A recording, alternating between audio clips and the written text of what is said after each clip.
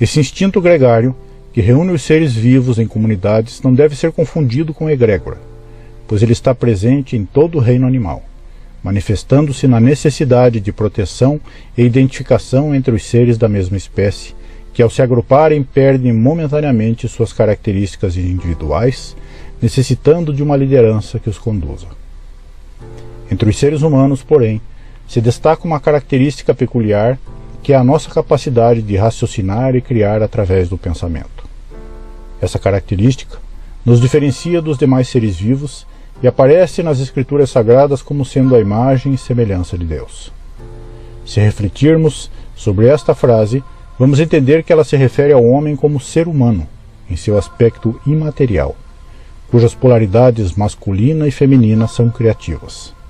Quando essa capacidade criativa se torna coletiva e direcionada a um ideal ou a um interesse comum, são geradas massas de energia psíquica que desenvolvem os padrões vibratórios criativos a que os antigos gregos denominavam egrégora.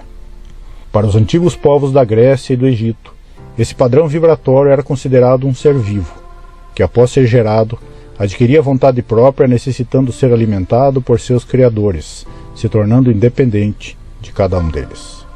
Para vencê-lo ou modificá-lo, seria necessário que todos os seus genitores o quisessem e atuassem nesse sentido. No entanto, como cada indivíduo estaria sob sua influência, acabaria realimentando os padrões vibratórios gerados, se tornando influenciado por eles. Esse preceito aparece descrito no Apocalipse de João, identificado como o castigo divino, onde cidades inteiras foram punidas e destruídas por cultivarem uma energia vibratória destrutiva ou envenenada que se realimentaria das mesmas emoções que a criaram, induzindo seus genitores a produzir repetidamente os mesmos resultados.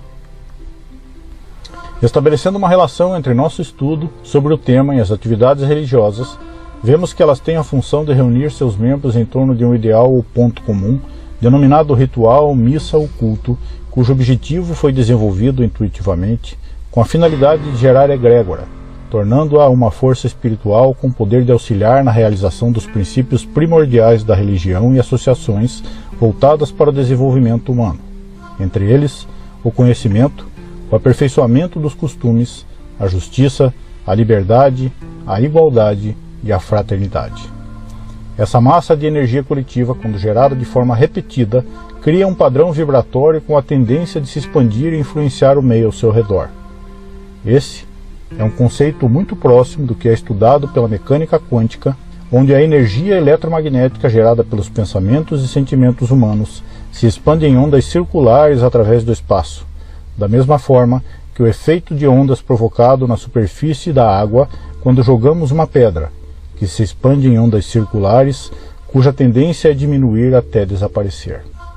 Da mesma forma, a energia de uma egrégora precisa ser alimentada para que possa possuir força e continuidade.